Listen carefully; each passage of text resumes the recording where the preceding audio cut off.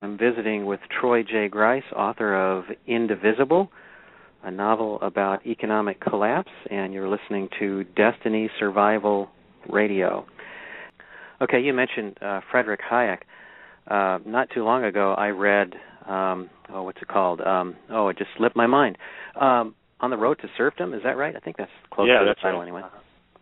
Yeah, and it's interesting because I don't listen to mainstream talk radio very much, but I happened to hear some guy filling in for Rush one day, and he encouraged people to read that book. So I thought that was interesting. It goes back to the 1940s, interestingly enough, and lays out quite well what socialism is, and he talks some about how the term liberal has definitely changed over the decades as well. And I don't want to get into all that, but I just think it's interesting that you mentioned Frederick Hayek among some of these other ones. Ayn Rand, yes, the one who wrote Atlas Shrugged. That's one I never made it through. I never made it through that one. But the interesting thing about Ayn Rand is she describes how the United States disintegrates in socialism.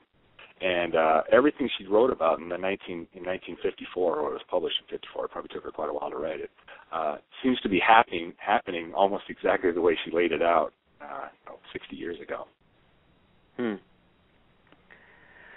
Well, now that brings up an interesting question. There are those that have prophesied or forecast, whatever you want to call it, the breakup of the U.S., and yet there are those that say we're headed for socialism, which usually means centralization.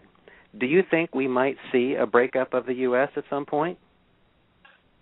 Ooh, that's a loaded question there. Well, I think they're both right in a sense. I think the natural inclination of government is to expand. The bureaucracy expands to meet the needs of the ever-expanding bureaucracy, and this pathological and pervasive need of people in government to do something all the time, to try to fix things, it just leads it towards more centralization and more bureaucracy running this enormous country from Washington, D.C. But on the other hand, the very process of doing that destroys entrepreneurialism and incentives for people to take care of themselves. And what you end up with eventually is a system bankrupts itself, as I think all socialist systems do eventually, or will eventually. And what we come out on the other end looking like is probably anybody's guess. I'm wondering, Troy, if you see certain things that are red flags that people ought to be aware of that could be affecting our daily lives as far as what's happening with the economy. Sure. When I first wrote, I was beginning to write Indivisible in 2008. The thing that really popped out at me was the Federal Reserve having all of these unscheduled emergency meetings. I think that was back in February of 2008, and that was just it was really abnormal for them to do that. The Fed always tries to reveal their hand long before they actually play it, so there's no surprises. Their biggest clients, the people that own the Fed, are the Wall Street bankers. So they hate uncertainty, so they like everything revealed well in advance.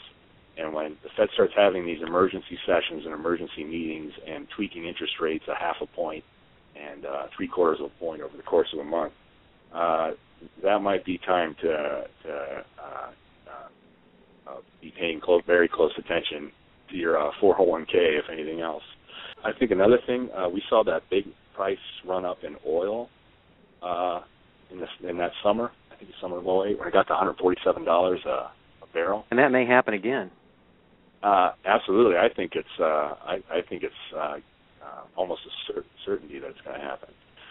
And one thing you've seen recently that's perked me up a little bit is that China is starting to raise their interest rates, and China's what you would call, and I don't want to bore people with economic mumbo jumbo, but what would you call a mercantilist country? They like their currency to be really cheap, so they can export a lot of stuff to a lot of different countries, especially us. And when they raise interest rates, that means they've got a little bit of fatigue with keeping their currency undervalued, and they're trying to battle inflation in their own country. So they're trying to strengthen their currency. And it's completely opposite of what their economic goals are. So that's something that's worth looking at. And then what does that mean? What does that mean for us? Does that mean we're going to be paying more at Walmart or something? Well, yeah, exactly. Down the road. But what China's, China prints money every bit as bad as our Federal Reserve does, and they use that money to buy dollars. And when they sell their currency to buy dollars, that drives down the value of their currency. And then they turn around and use those dollars. They don't buy our stuff. They don't buy our computers and our cars or anything. They just buy our debt. And so if they stop devaluing their currency, that means they're going to have less money to buy our debt. And then who is our government going to sell our U.S. debt to, our government debt to? Especially if you don't have the Chinese anymore. They're the biggest player in there. They own like $800 billion of our government's debt right now. So what that leaves basically is for the U.S. Treasury, if they don't have anybody that's willing to buy the debt, they have to turn to the Federal Reserve and they say, Ben Bernanke, we can't sell this debt, at least not at 3% interest rates. We want you to buy it. And the Federal Reserve says, okay. So some spreadsheet jockey sits down on a keyboard and types 100000000 in a computer, and poof, $100 billion appears. I don't know if I had enough zeros there, but $100 billion magically appears, and then they transfer that $1 billion to the Treasury, and then they put U.S. Treasuries on their books. So it's quite an amazing process. So I would definitely watch for China raising their rates, because that's a signal that they're tired of buying our debt. And you can also watch, I think it's 2 to 3 times a month, the Treasury will try to sell Treasury notes to the public or to foreign banks, central banks, and watch for those issues failing, meaning they want to sell $100 billion of U.S. Treasuries, and there's no takers. Nobody buys it. That's pretty common public information. I don't have the website off the top of my head, but you can get it from the Treasury Department, I'm sure. And then the last thing I always look at is the Baltic Dry Index. That's the cost. Have you heard about that? Are you familiar with that? Yeah, that's not one that a lot of people know about, and the numbers are way down from what I understand. Yeah, the Baltic Dry Index tries to capture the shipping cost of a basket of commodities in Cape-size freight or tanker ships, and right before the collapse in the fall of 2008, that index the bottom just fell out of that index. And I think it's trending down lately, not precipitously, but I usually watch that as kind of like a leading indicator of where the markets are going to go. Well, that's kind of an indicator of what's being shipped, isn't it? And if things aren't being shipped, things aren't being bought, right? Exactly right. Okay. So it's kind of a gauge of economic activity and health. Yeah, and again, that's not something you're not going to hear them talk about it, on the nightly TV news or whatever. At least not that I know of. No, I try to not give my information from the big networks. It's almost. I hope this doesn't offend anybody too much, but I almost perceive NBC, ABC, CBS, CNN, Fox. They're all kind of like Pravda, if you remember the old Soviet days. Mm-hmm. They're just kind of promoting the government position, the government view. Nobody panic, everything's okay. We've got things under control. Well, my question to you is this. Is the government actually printing more money? Are we seeing more dollar bills out on the streets? Or what happens when they buy up the debt like you're talking about? Yeah, that's a great question because clearly they've, I like to call it keystroked the money. They don't print so much of it anymore. It's more efficient to just hit the digits on the numpad on their keyboard. But they have, if you look at what's called the monetary base, there was a slowly growing monetary base, a little spike in 2001, I think, after the tech bust. But it got up to about, I think it was around $800 or $900 billion by September of '08.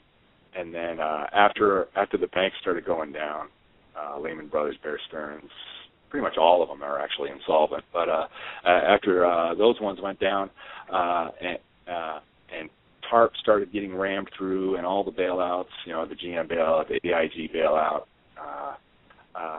you see a spike in that monetary base. It goes from $800 billion in September to over 2.1 or $2 trillion by the early part of the following year. Wow! And that's your money printing. There's no way around that. That's what they created over the course of 5 months. They more than doubled the money supply.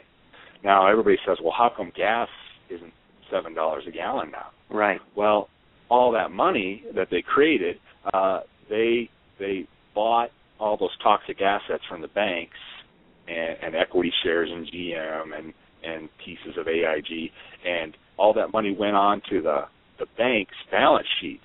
So it sits in their digital vaults, not being spent, because the banks are terrified that if they lend it out, they're never going to get it back because the economy, there's still too much risk in the economy.